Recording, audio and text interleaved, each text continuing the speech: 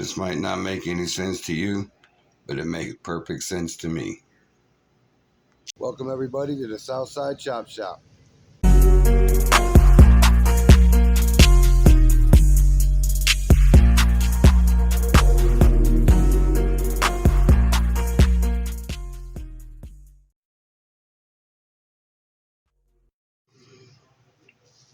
I bought a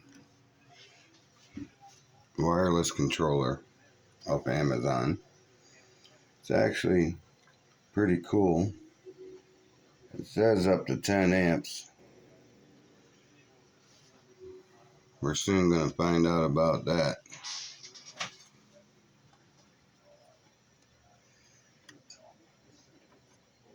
But 30 volts, or I'm sorry, 3 to 30 volts will activate it. 10 amps at 30 volts DC, 10 amps at 250 volts AC. So how that works is each one of these have a common, whether it be positive or negative. And this is the normally open, normally closed. So when it's sitting still, no power to it, nothing, these two make connection. Power it on, this one goes off, this one comes on. So if I put a hot in the middle, I connect the ground. This is my common ground bar over here. I'm running the ground and hot off these, and I'll explain that in a second. But I got a hot wire coming off of here over to this one in the middle.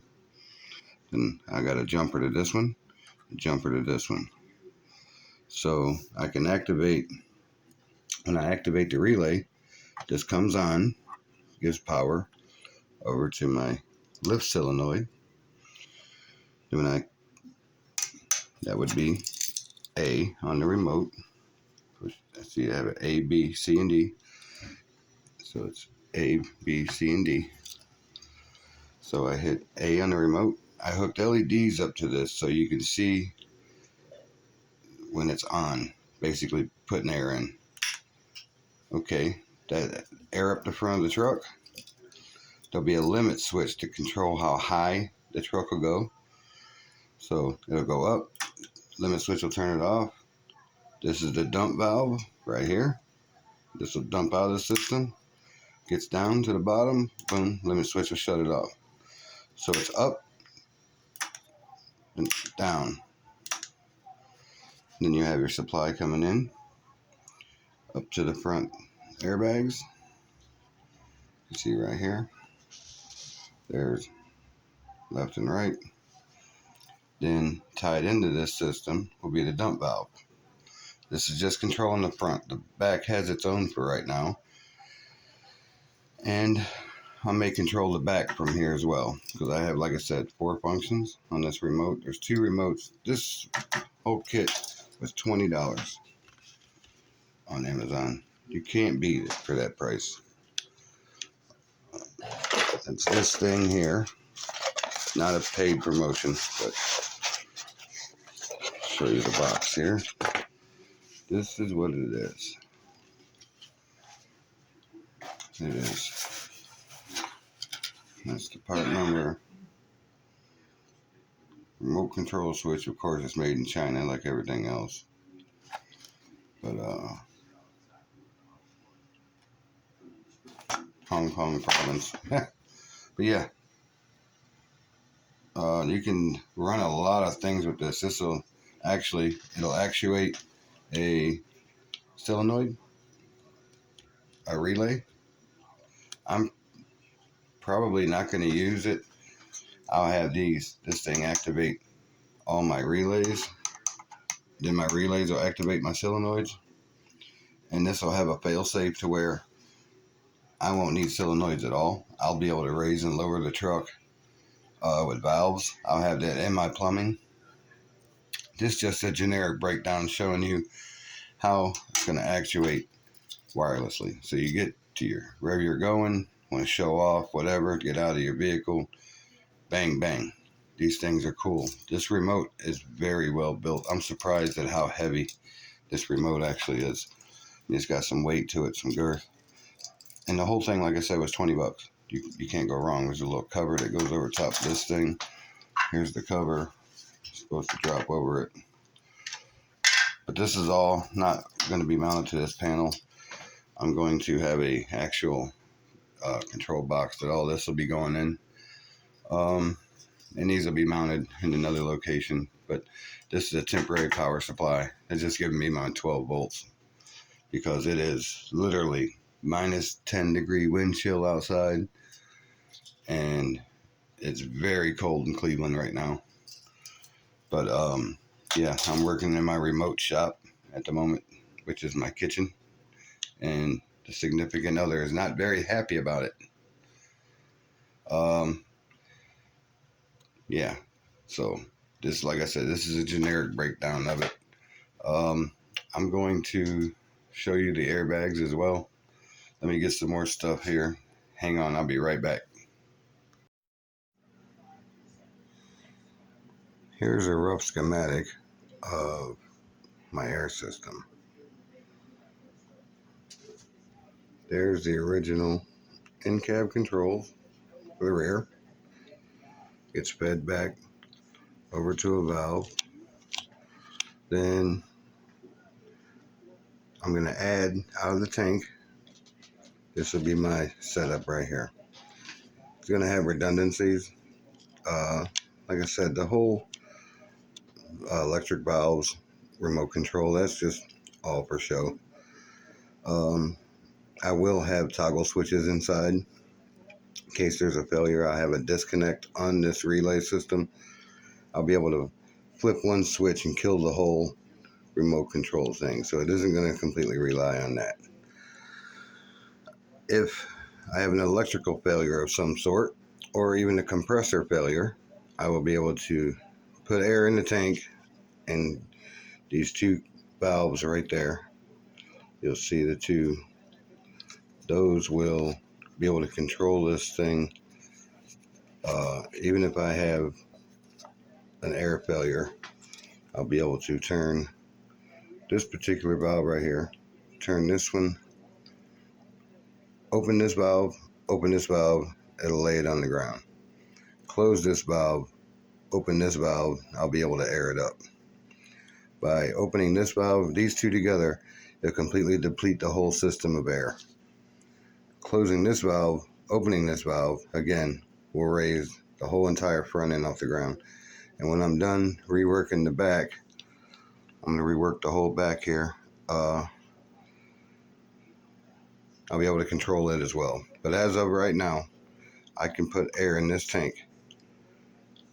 By other means, even a bicycle pump if I had to get this thing up off the ground.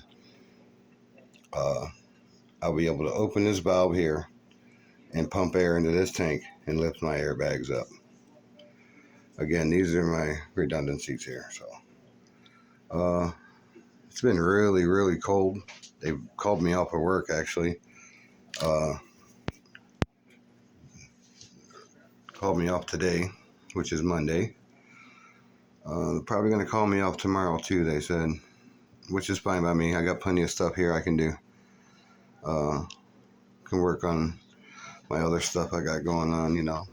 Again, got this thing happening here. Can't wait to get this thing on and cracking. I mean, I'm just chomping at the bit over here trying to get this thing done. I'm ready. It's running. I got a couple brake lines to fix on the rear. It's set up right now. I'm okay. I could get this thing pulled out of the driveway over there, get the box off of it, and bring it home right now. I've got the back brake lines temporarily disconnected.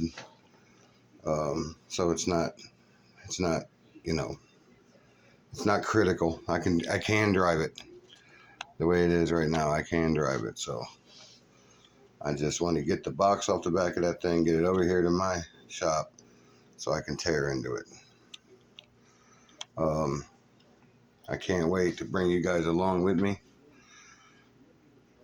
Yeah, it's going to be great. But this is going to work very well. I don't see a problem with this.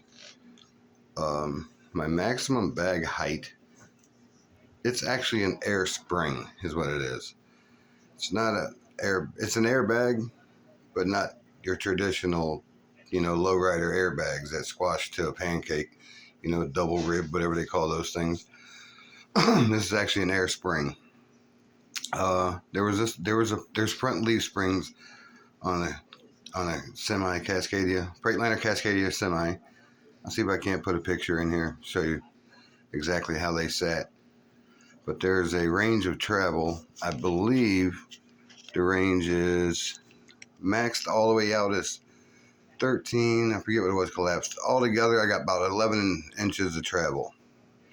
So I plan on putting retaining straps, from the frame to the axle to not hyperextend the bags. And then I'm going to have rubber nubbers for it to sit on, because I don't want it to sit on the bottom of the bag either. So I'm going to have there's a gray area it's going to work in. It's not going to max itself out to where it hurts itself either up or down. So I have all that stuff. I just got it. I have it. It's one of those, I know exactly where it is. I just have to find it. Deals. So yeah. I know where it's at. I just got to get it all together. And like I said, the storage unit I have in it is pretty cold at the moment. So bear with me. But I'm just giving you a quick update on what's happening as far as getting my schematics, and then I'm gonna start gathering materials I need. A lot of this I'm gonna do in pipe and fittings. I don't want to use plastic for everything. I'll use plastic maybe going to the bags, but I don't like plastic tubing. I want to minimize that as much as possible. I want to do actual pipe and get it all. I want it all right. I want it all to last a long time. And I mean, plastic's okay, but I think pipe will do us better. Who knows? I might do it all in plastic. I don't know yet. I'd rather do it in pipe myself, but again, that's me being old school. But yeah, I want you to check out this fire truck that I found down in Streetsboro, Ohio.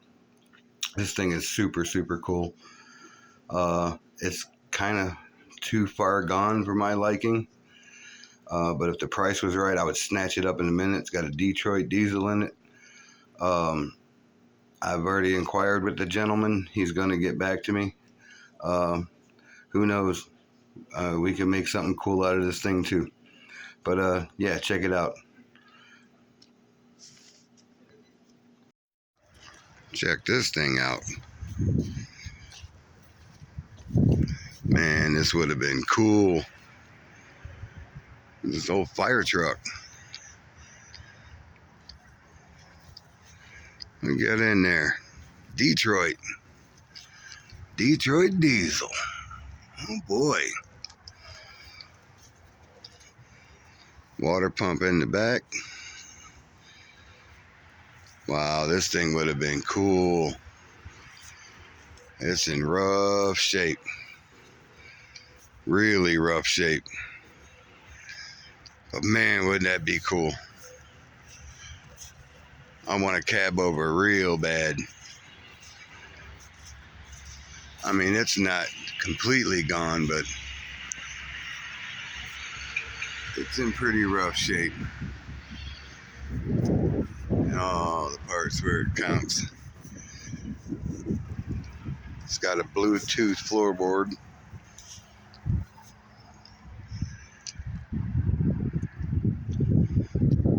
Wow. Super cool. Super cool. Strongsville. Must have been Strongsville Fire Department. That's local around Cleveland.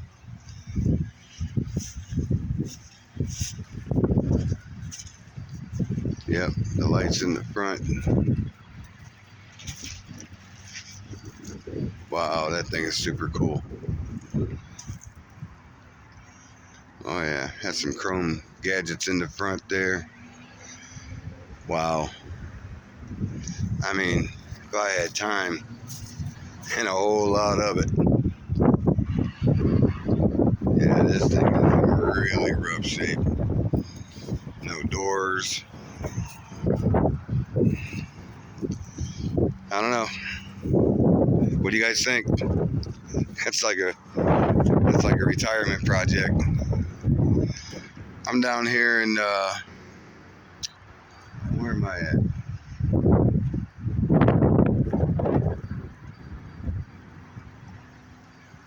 I'm working at a high school today. We got a 69 GTO over there. Le Mans. S10 parts. There's the rest of the S10 over there. Got a square Chevy over there hiding. Look at that. See it back there?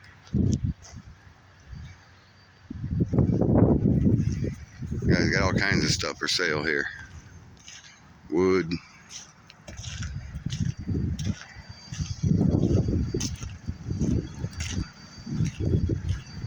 Streetsboro. Yeah, I'm down in Streetsboro. Alright. Let's keep hunting.